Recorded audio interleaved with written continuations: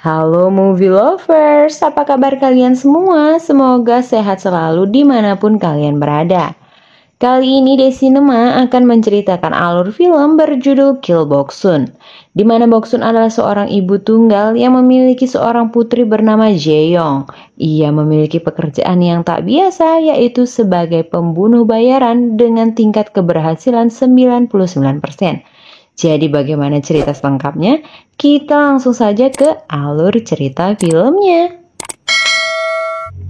Di awal film, memperlihatkan Gil Boksun yang sedang menjalankan pekerjaannya untuk membunuh pimpinan Yakuza yang bernama Oda Shinichiro. Akan tetapi, Boksun tidak langsung membunuhnya, melainkan ia curhat tentang hubungannya dengan sang putri yang kurang dekat pada sang bos Yakuza itu. Dan karena ingin bertanding secara adil, Boksun pun memberikan Oda sebuah samurai, sedangkan ia hanya bermodalkan kapak.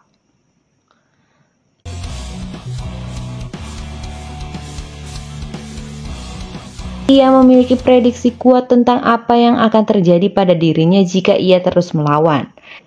Dan sampai akhirnya ia memutuskan untuk menghentikan pertarungan dan menjalankan tugasnya sebagaimana mestinya.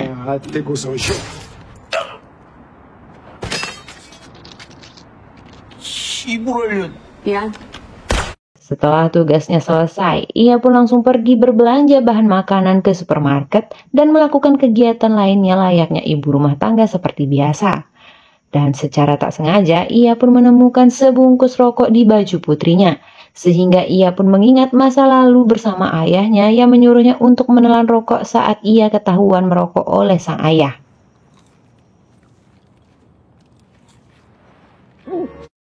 Keesokan harinya, Boksun terlihat sedang nongkrong di sebuah warung tempat berkumpulnya para pembunuh bayaran. Mereka kemudian memuji pekerjaan Boksun yang membunuh pemimpin Yakuza dan kejayaan Boksun sebagai pembunuh handalan untuk perusahaan MK, yang dimana MK adalah sebuah organisasi besar kumpulan para pembunuh profesional, berbeda dengan mereka yang hanya sebagai pembunuh amatiran. MK Entertainment sendiri dipimpin oleh Cha Min-kyu dan adiknya Cha Min-hee, di mana dalam organisasi itu mereka memiliki aturan sendiri dalam menjalankan misi untuk membunuh targetnya. Mereka dilarang keras untuk membunuh anak di bawah umur dan menjalankan pekerjaan yang hanya diizinkan oleh perusahaan. Saat akan pulang, Boksun diganggu oleh preman usil yang meremehkannya. Akan tetapi, Haesung datang untuk memberikan mereka pelajaran. MK에서도 충분히 A급 해야 되는 거 아니에요? Keesokan paginya, setelah menjalankan tugas sebagai seorang ibu, Boksun lalu pergi ke perusahaan MK dan bertemu Cha Min-hee yang meminta Boksun untuk melihat para juniornya yang sedang berlatih. Ia pun disambut meriah oleh para juniornya. Kemudian Cha Min-hee pun meminta Boksun untuk melakukan sparring dengan gadis bernama Kim Yong-ji, yang dimana ia dilatih dan dipersiapkan untuk generasi penerus Boksun.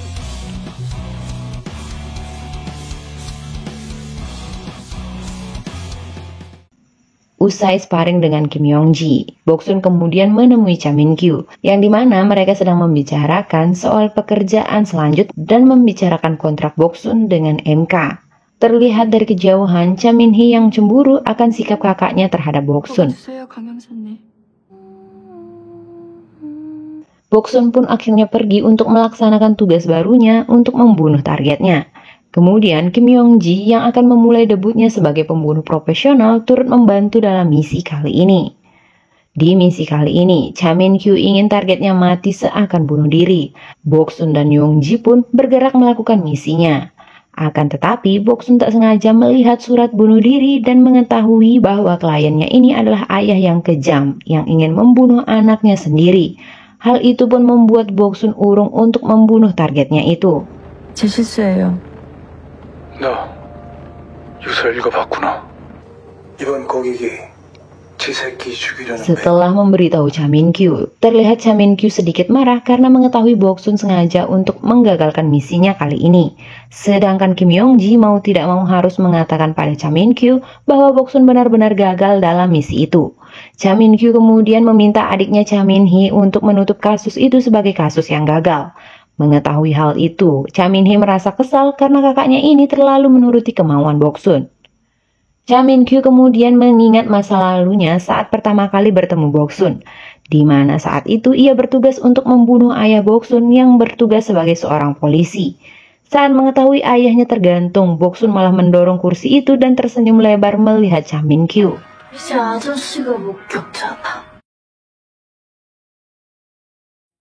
Di rumah Boksun, tiba-tiba saja bel rumah berbunyi dan itu ternyata Kim Yong-ji yang mengadu pada Boksun karena kasus gagal itu ia akhirnya dipecat oleh Cha Min-hee dari MK Entertainment. Boksun kemudian mengajak Kim Yong-ji untuk pergi ke warung makan di tempat biasa ia nongkrong dan memperkenalkan Yong-ji pada yang lainnya. Di sana juga Hae-sung memberitahu bahwa dia direkrut oleh MK Entertainment secara tiba-tiba. Lalu salah satu temannya pun memberitahu bahwa target Hae-sung telah menjadi berita utama. Boksun yang mengetahui hal itu merasa marah karena ia sengaja menggagalkan kasus itu, akan tetapi ternyata Hae-sung yang melakukannya. Tak hanya Boksun, ternyata Cha Min-kyu yang mengetahui hal itu juga merasa marah pada adiknya yaitu Min-hee karena telah melakukan sesuatu tanpa seizinnya. Cha Min-hee kemudian menelpon Hae-sung yang diketahui oleh Boksun dan memintanya untuk menjawab teleponnya di sana. Cha Min-hee kemudian menawarkan para pembunuh amatir itu peluang masuk ke dalam perusahaan MK Entertainment dengan grade B jika mereka berhasil untuk membunuh Boksun. Karena tergiur, mereka pun kemudian berusaha untuk membunuh Boksun, akan tetapi di sana Yong-ji ternyata tetap memihak Boksun dan terjadilah perkelahian yang membuat mereka akhirnya tewas satu persatu.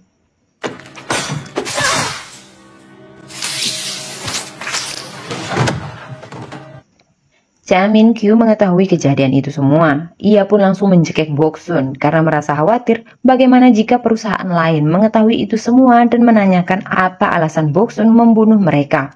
Bagaikan buah si malakama, Cha Min-kyu merasa bingung ia harus memilih adiknya atau tetap melindungi Boksun.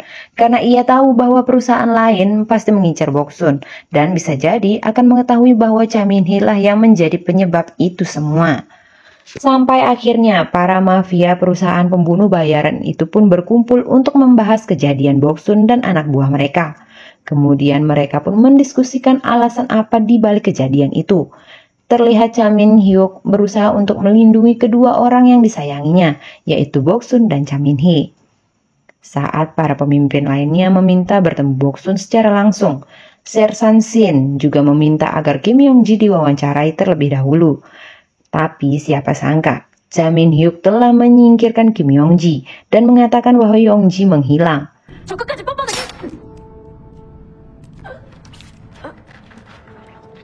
Sersan Shin yang tak percaya akan hal itu pun merasa bahwa MK berusaha untuk menutupi kebenaran dan telah melanggar aturan yang telah mereka sepakati bersama.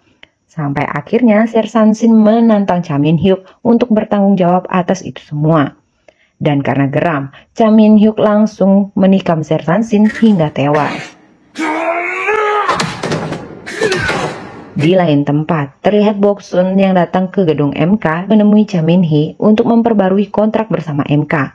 Cha Min-hee juga menceritakan tentang kakaknya yang telah mengorbankan Kim Yong-ji demi menyelamatkan mereka. Karena hal itu pula, Boksun tanpa ragu menusuk Cha Min-hee dengan pulpen yang akan digunakan untuk menandatangani kontrak. Hal itu pun sangat mengejutkan bagi Cha Min-hyuk, di mana ia merasa kehilangan adiknya dan harus bertarung melawan orang yang dilindunginya yaitu Boksun. Cha Min-hyuk yang saat itu menelpon Jae-yong untuk menyampaikan pesan pada ibunya bahwa ia sudah menerima pesan dari Boksun yaitu pisau berdarah yang berarti bertarung. Boksun kemudian pergi ke kantor MK membawa sebilah samurai di tangannya. Sesampainya di ruangan, Boksun disambut dengan tembakan. Akan tetapi setelah itu mereka berbicara mengenai penyebab semua itu terjadi dan di sana juga Boksun menanyakan pada Cha Min-kyu sejak kapan Cha Min-kyu menyukai Boksun. Yang ternyata Boksun telah mengetahui hal itu dan ternyata hal itulah juga yang menjadi kelemahan bagi Cha Min-kyu. Mengetahui ada kesempatan, Boksun langsung menyerang Min-kyu hingga tak berdaya.